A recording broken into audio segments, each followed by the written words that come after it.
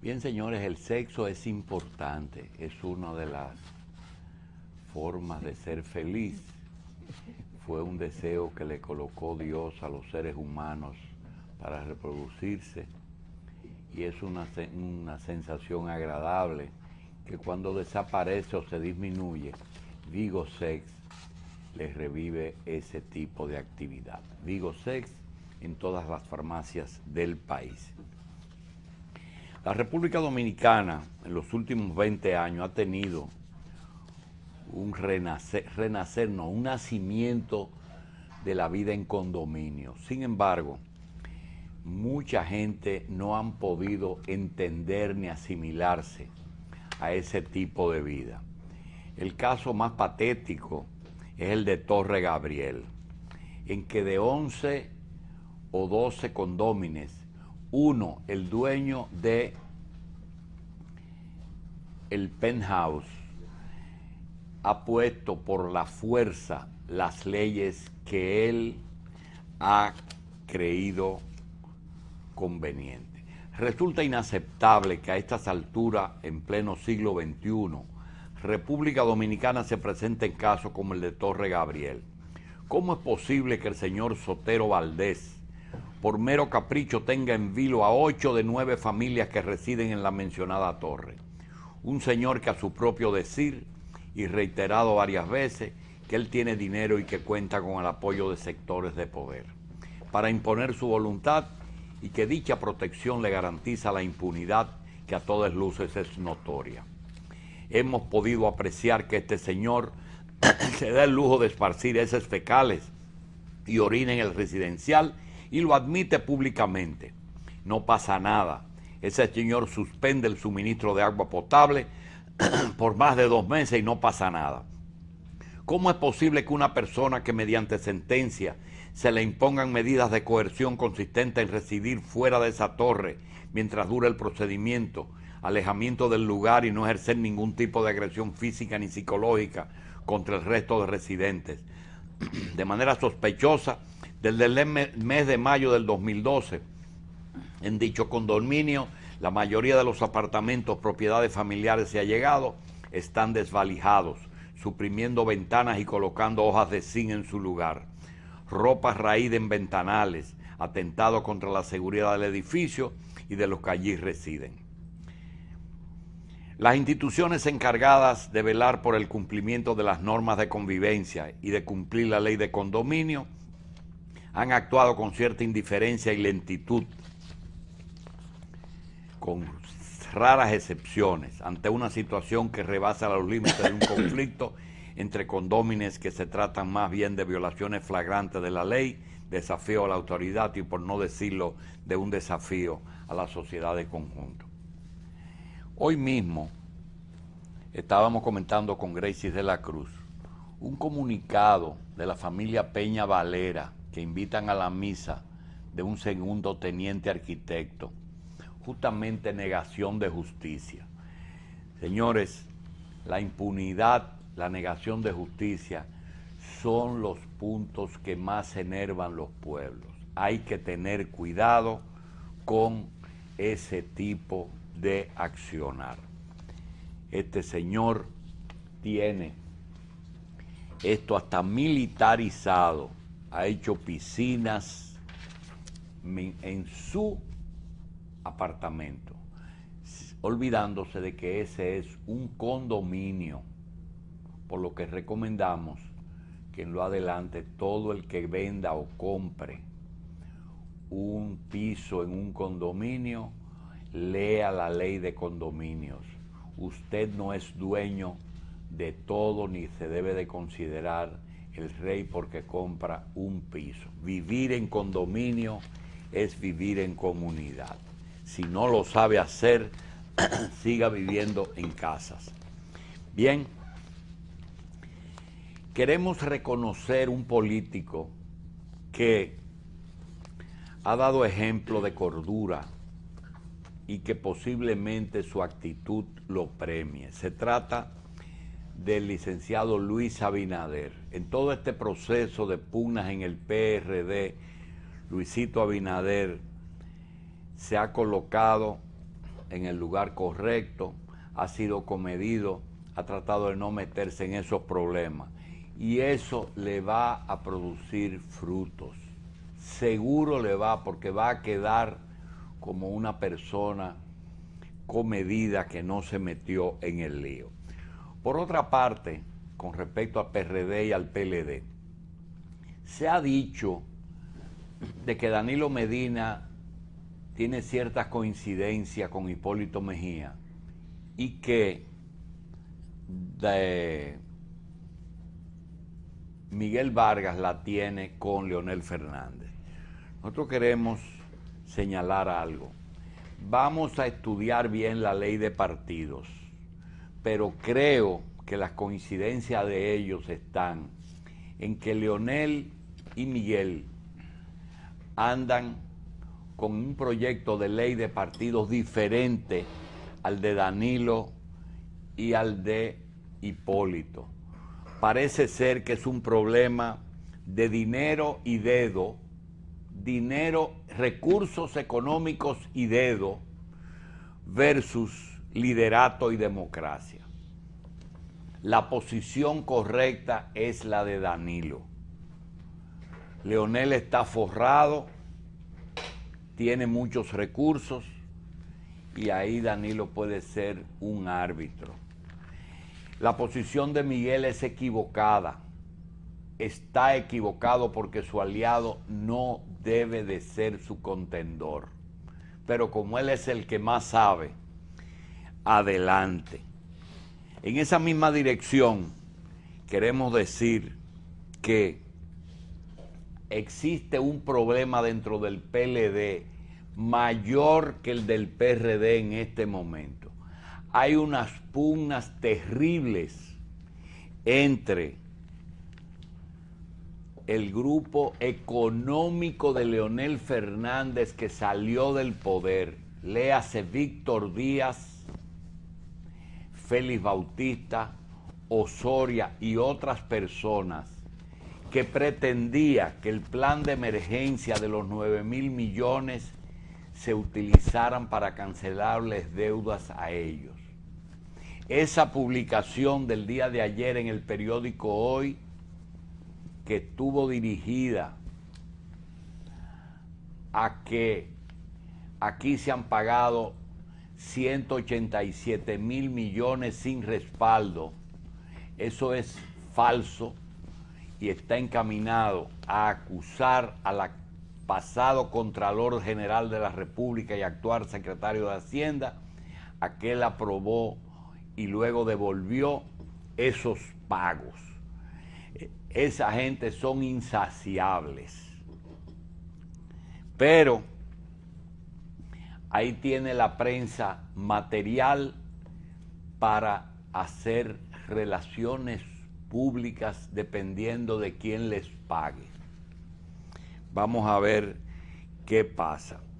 Señores, el embajador de Estados Unidos recientemente dijo que había cambiado su posición con respecto a Barrigol y que entendía que el gobierno dominicano podría tener algún tipo de razón en sus demandas. El embajador de Canadá ayer dijo lo mismo. Sin embargo, a las pocas horas de decir eso, presenta su renuncia por razones de salud. El embajador vino aquí con Parkinson y el Parkinson no es la razón de su renuncia.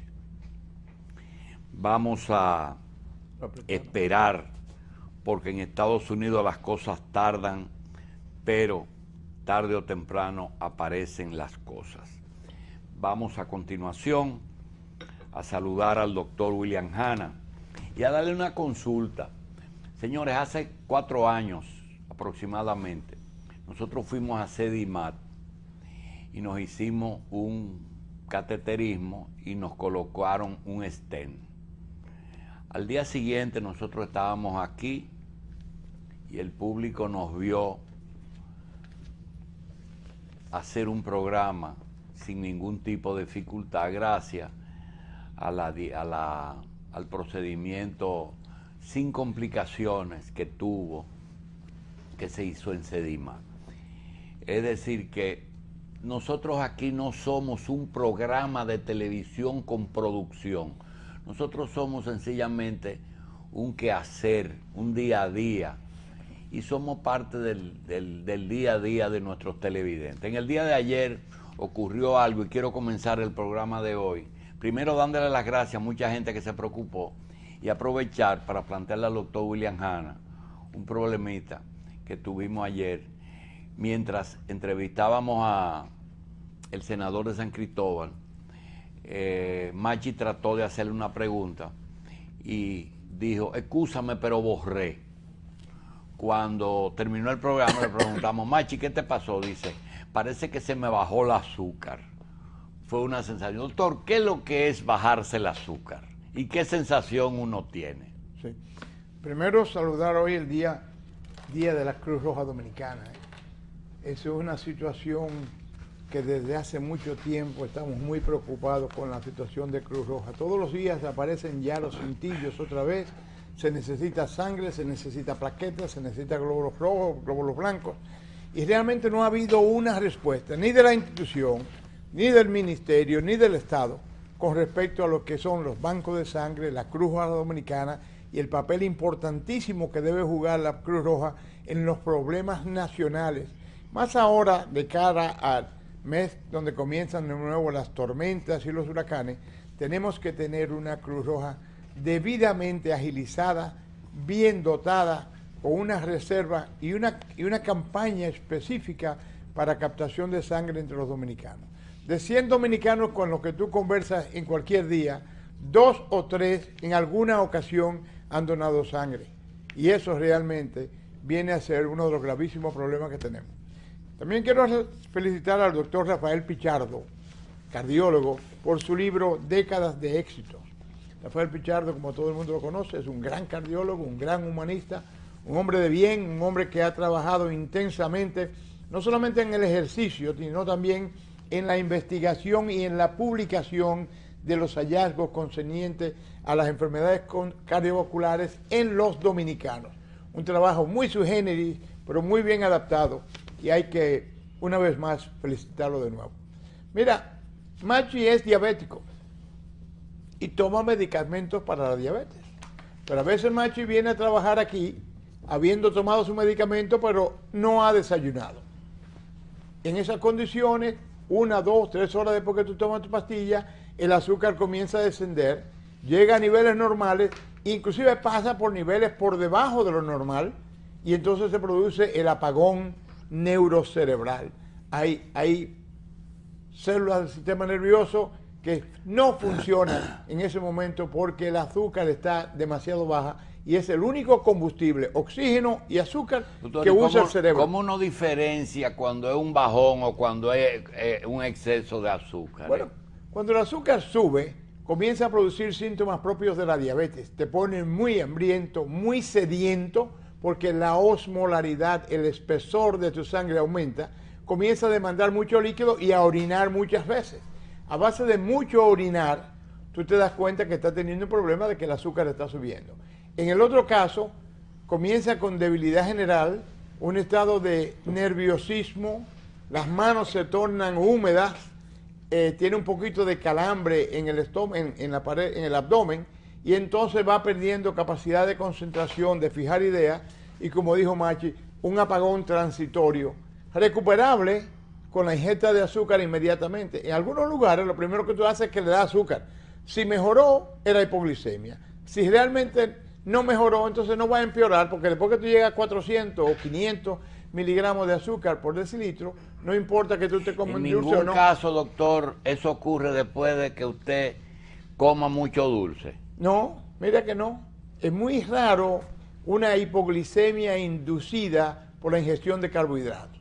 Algunas personas con un tumorcito de páncreas que produce insulina, cuando tú ingieres carbohidratos, puede producir insulina de más y llevar a un estado de hipoglicemia.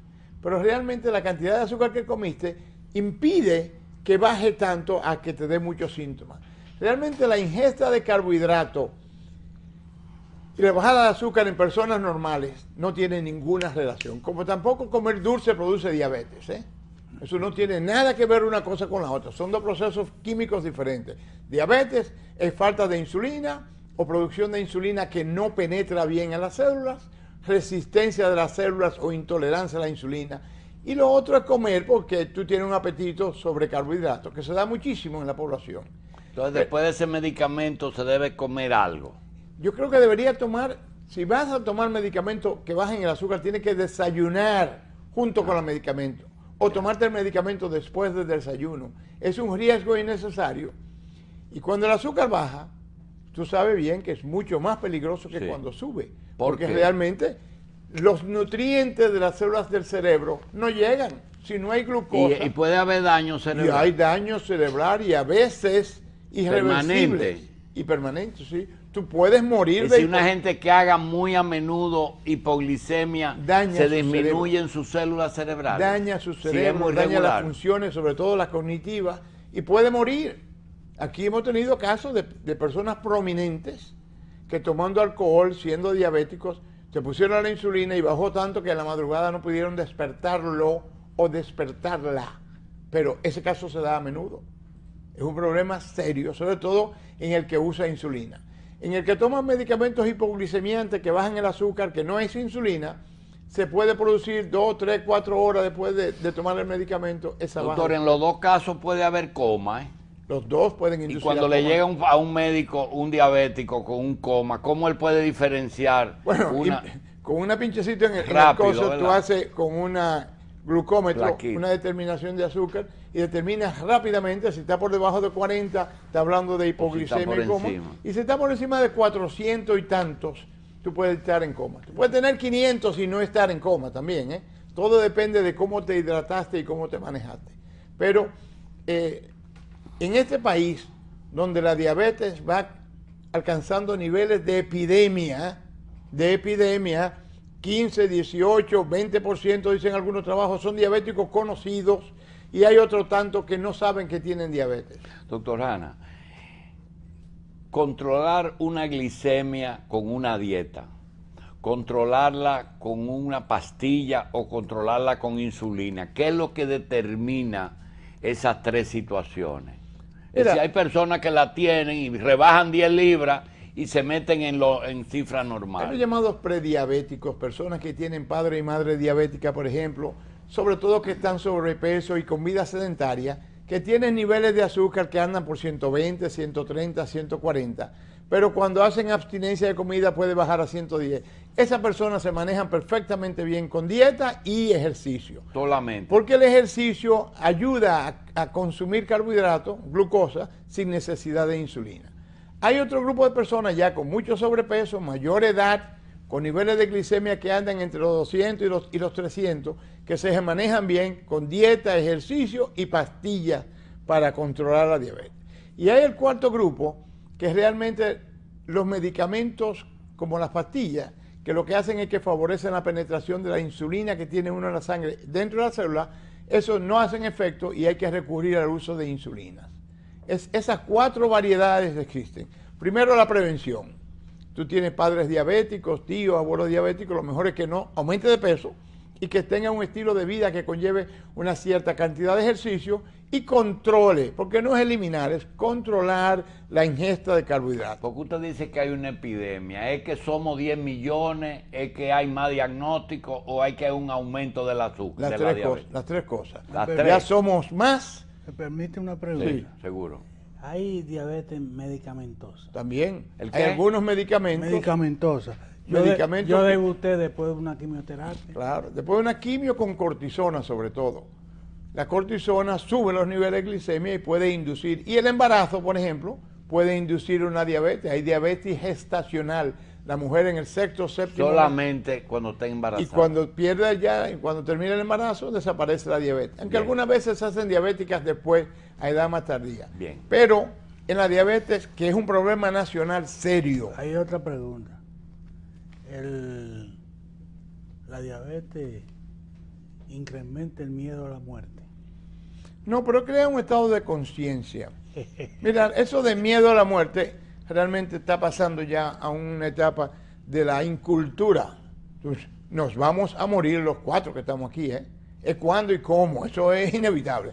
Entonces, lo que existe es una conciencia de las complicaciones de la diabetes. Aquí hay personas que no son médicos y son diabéticos y saben más de complicaciones de diabética que los médicos. Te hablan de las neuropatías, de las lesiones de los vasos periféricos, de la disfunción eréctil, de los trastornos de la retina, de los trastornos cerebrales, de la demencia. Y todo eso hace que la gente esté más consciente. Doctor, yo no sé si a usted le ha dado, pero yo he tenido 1 o 2 episodios de hipoglicemia. Y llega un momento que uno piensa que se está yendo. Claro que sí. Bueno, el hombre... la corteza empiezan unos sudores fríos y unas cosas extrañas. La corteza tiene una serie de sensores que se despiertan muy rápido en relación con los niveles de azúcar. Vamos a una pausa y regresamos con el miércoles. Por cierto, del miércoles de la salud, queremos anunciar que a partir del martes 14, no solamente vamos a tener el miércoles con el doctor Hanna y el sábado agropecuario, sino que vamos a tener un programa monotemático sobre energía aquí en la revista todos los martes de cada semana. Energía con personas que conocen la materia, a ver si se puede mejorar un poquito el principal problema de desarrollo en el país, que es el problema energético en todas sus fases. Vamos a una pausa y regresamos.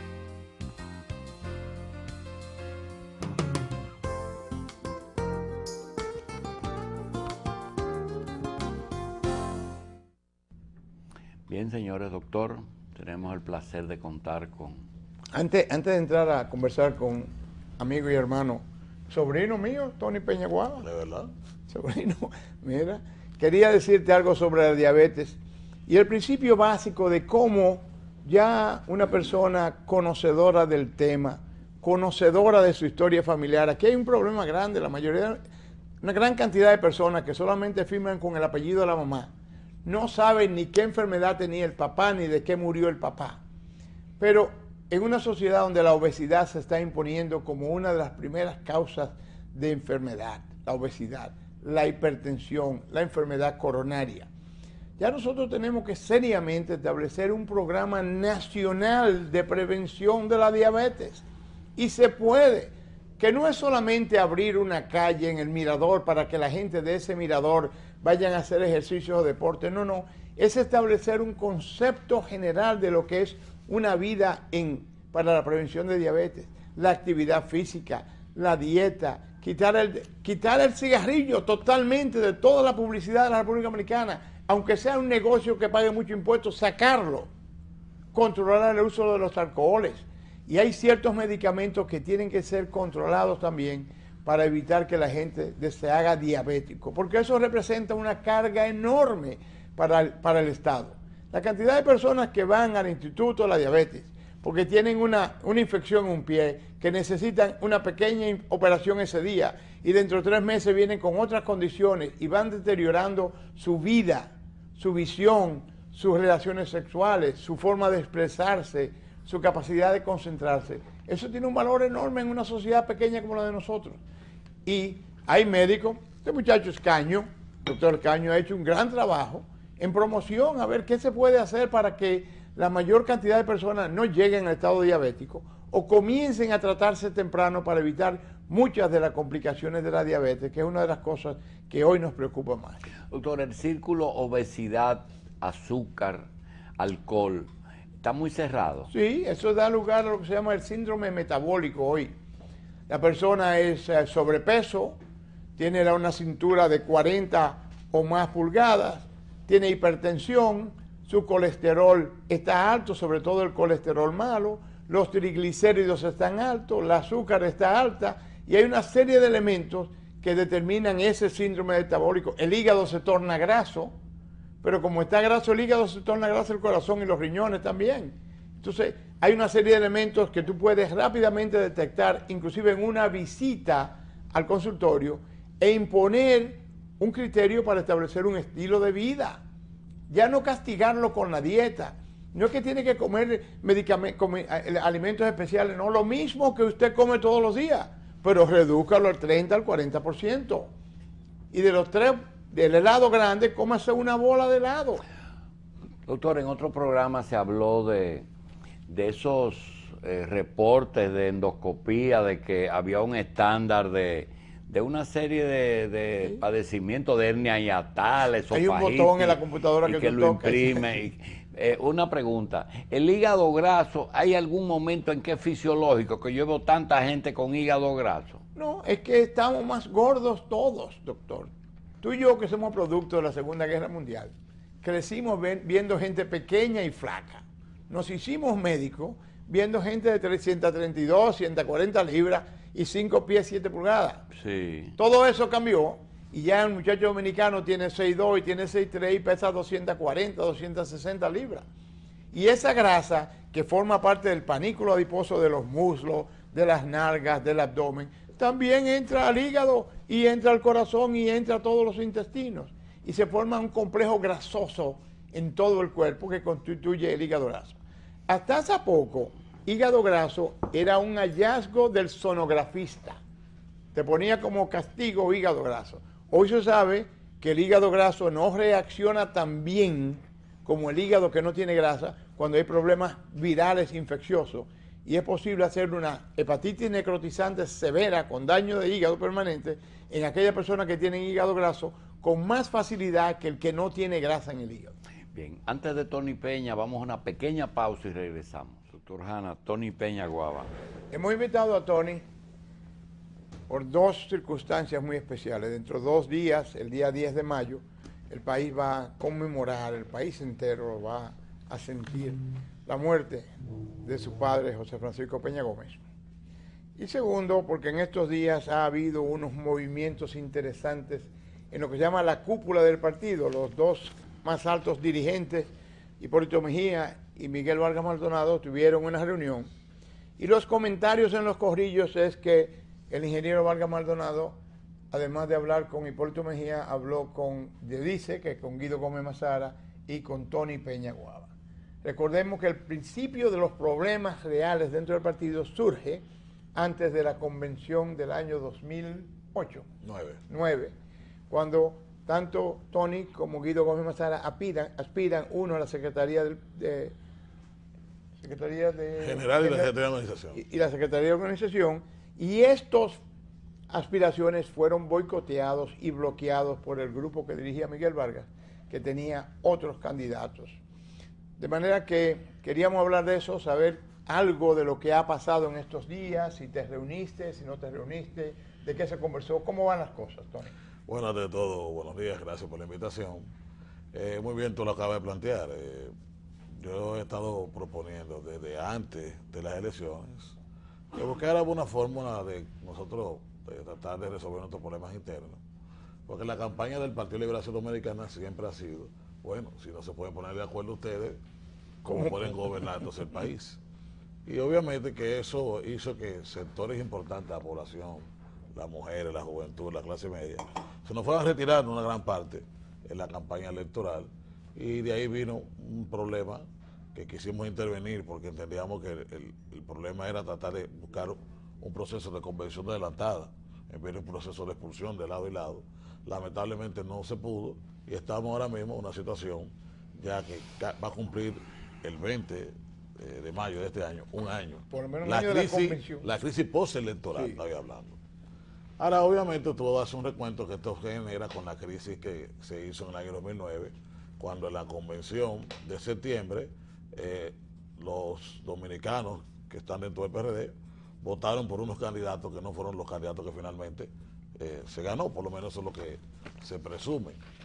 Y particularmente yo, que había tenido una posición muy crítica frente al presidente del partido, he decidido cambiarla, sobre todo porque escuchando a la base del partido, que es mucho más inteligente muchas veces que sus dirigentes, una de las cosas que me decían, bueno, pero Tony, tú eres representante de un pensamiento político dentro del PRD, un pensamiento que antes de morir perdonó a todo el mundo. Tú debes tratar de buscar que se realice y se consiga la unidad dentro del PRD. En ese sentido, mi discurso durante todos los recorridos que hemos estado haciendo en todo el país es que nosotros tenemos que llegar a un acuerdo con el compañero Miguel Vargas Maldonado para hacer una convención. Tú sabes, William Hanna y el pueblo dominicano, que hacer una convención de todo el PRD traumática, estando todo el mundo de acuerdo, Imagínate si está por un lado un sector y otro lado un sector. Sí. Esto no es un problema de que haya mayoría, porque todo el mundo sabe que la mayoría, un 90% está de este lado. Este es un problema de conseguir unidad. Este es un problema de percepción. Este es un problema de que la gente entienda de que el PRD ha resuelto sus problemas, realmente ha aprendido sus errores y entonces se encamina realmente a hacer una oposición política que le permita ir al poder en el año 2016. Pero no es necesariamente una solución de aposento. No necesariamente. En ese sentido, un grupo de amigos empresarios, tanto el compañero Vaga Maldonado como el que tiene uso de la palabra, nos contactaron y dijeron que si teníamos alguna diferencia de reunir, y yo que yo no la tenía. Parece que el ingeniero Vaga también dijo lo mismo, que no la tenía. ¿Cuándo se dio la Nos reunimos hace más o menos un mes, un sábado, a las 10 de la mañana. Duramos 2 horas hablando, fue una reunión bastante cordial, bastante buena.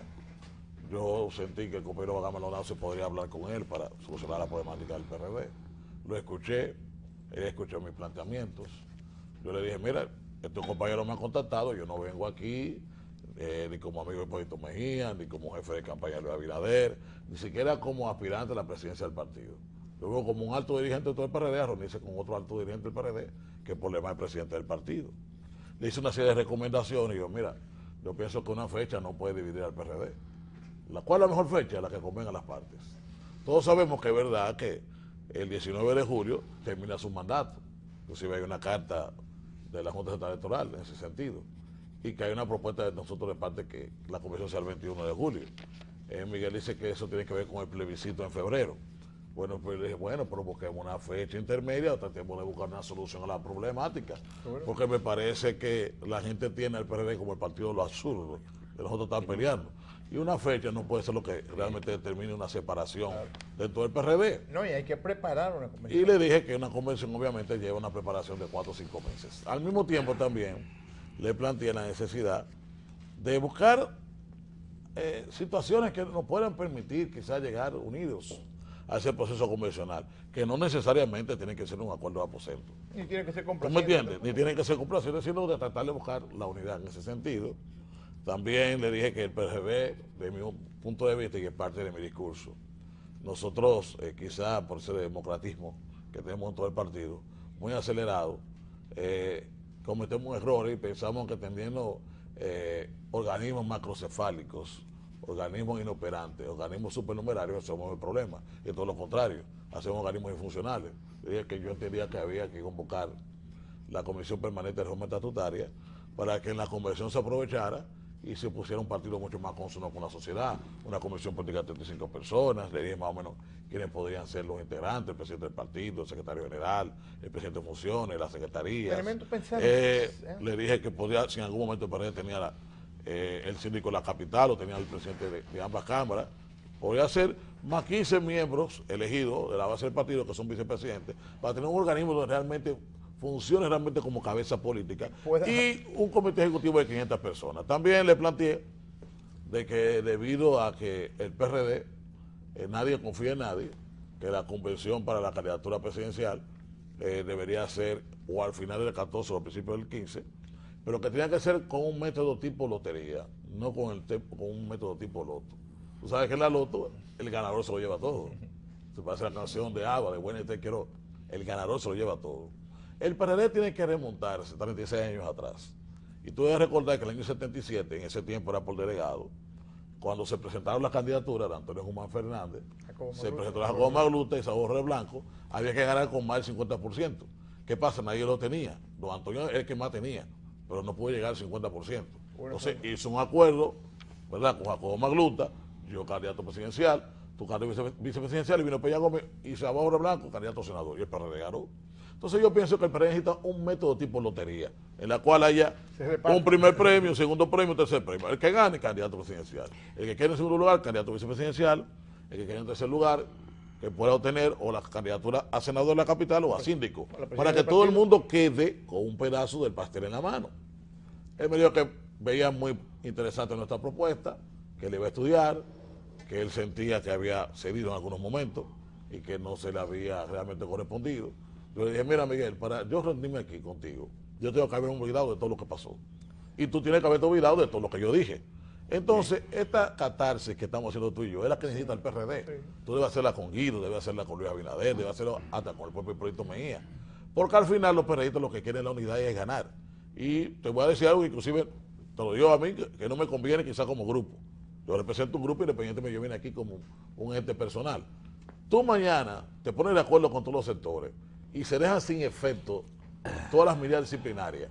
Porque Bien. yo pienso que no es inteligente tú expulsar a un expresidente de la República. Y tú vas a subir 10 o 15 puntos una vez en las encuestas. Entonces yo te pido que lo pienses, pienso que debes de buscar la unidad de todo el partido. Tú eres el presidente del partido. Entonces fue buena. Tu legado no puede ser que el PRD haya perdido las elecciones y que se divida. Me dijo, no te preocupes, Tony, yo voy a tratar de buscar una solución para que haya unidad.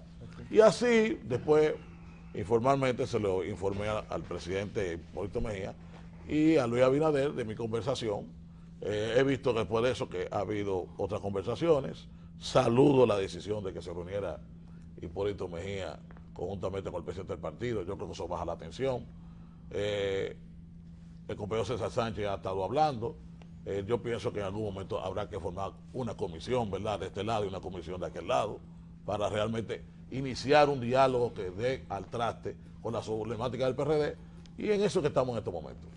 Tony, independientemente de que tú has fijado una posición en la exposición que acabas de Personal, hacer, yo te quiero preguntar algo. ¿Tú recuerdas, porque ya tienes edad suficiente, que el PRD, cuando ha dado la sensación de unidad y ha probado que está unido, no ha perdido? Así es. Hipólito, cuando llevó a todas las personas que lo confrontaron, a Abinader, a Milagro, a Fello, a todo, de la convención del lo año llevó 99. a todo el mundo a su gobierno. Así es. En el caso, El PRD unido. en el caso de Leonel Fernández, cuando tenían duda de que si estaba apoyando a Danilo o no, mandó su mujer y la metió de vice y se acabó la duda. Así es. Sin embargo, en el 2008 y en el 2012 no hubo ese mensaje y el PRD se quedó en las dos ocasiones con la percepción de que el contendor no apoyó. En un caso Hipólito, en el otro caso Miguel.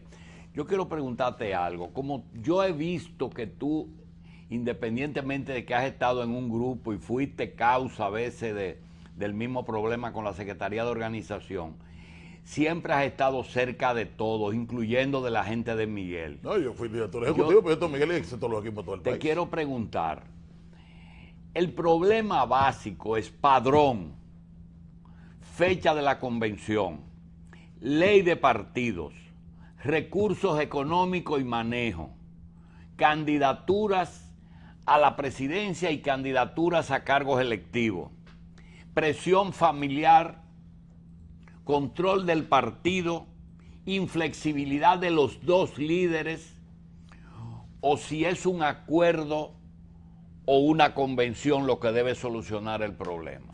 Mira, tú realmente me has hecho muchas preguntas en una.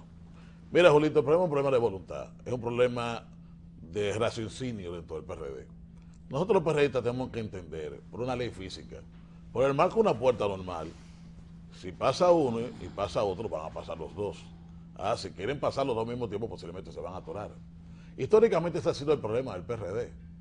Nosotros, los líderes dentro del partido, todos, no podemos entender que todos podemos ir a ser candidatos y ser presidente al mismo tiempo. Uno tiene que ir adelante, otro tiene que ir detrás. Y lo más inteligente sería apoyar al que esté más adelante, al que tenga mayor realmente representatividad dentro y fuera del PRD. Yo pienso que el PLD podrá acusarlo de todos los males del país, pero de que por lo menos ellos en ese organismo, el comité político, discuten la estrategia política que conviene. Yo pienso que eso es un partido correcto. Por eso te decía en el introito que una de las razones y las motivaciones, por lo menos que tengo yo para aspirar a presidente del partido, o cualquier otro compañero, es nosotros organizar el partido con un organismo que no se pueda discutir la política y hacer la estrategia. Porque el PRD durante todos estos años ha sido el partido mayoritario, pero ha sido el partido que no ejecuta la estrategia. Y el PLD con menos gente, pero con una buena estrategia, finalmente no ha ganado. ¿Por qué? Porque ellos se mantienen unidos y nosotros nos mantenemos divididos. De ahí es mi razón de que nosotros tenemos que volver de nuevo a nuestras raíces, tener ¿Usted piensa lo mismo que Tony? Organismos más funcionales y voluntad política, vocación de poder.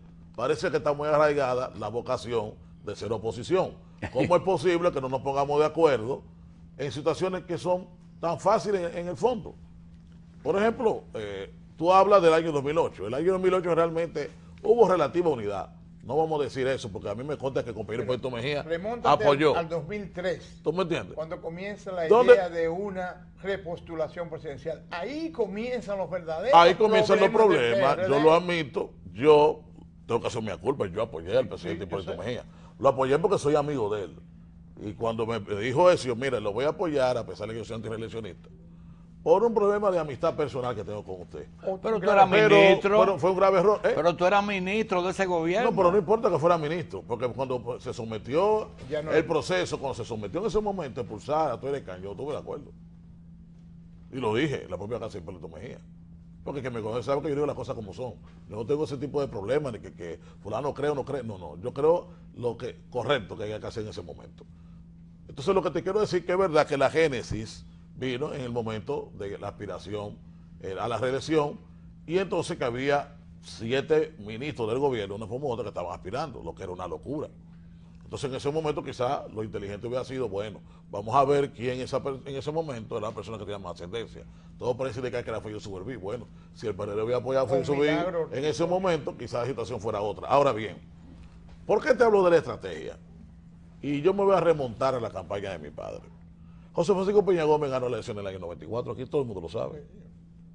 Y Balaguer, zorro al fin, sabiendo que ya había un corralamiento internacional, de que prácticamente la mayoría de los gobiernos habían reconocido que Peña Gómez había ganado, con un fraude demostrado, dijo, no hubo ni perdedores ni ganadores, hubo un empate, 2 años usted y 2 años yo. Cuando él fue a hablar con nosotros, yo dije, no, coge tus 2 años y tú ganaste. Se le aprobó en la Comisión Política a Peña Gómez eso. ¿Tú me entiendes? Sin embargo, un grupo de gente le hizo variar esa decisión. Digo, porque era indigno, pero que indigno tú ganaste.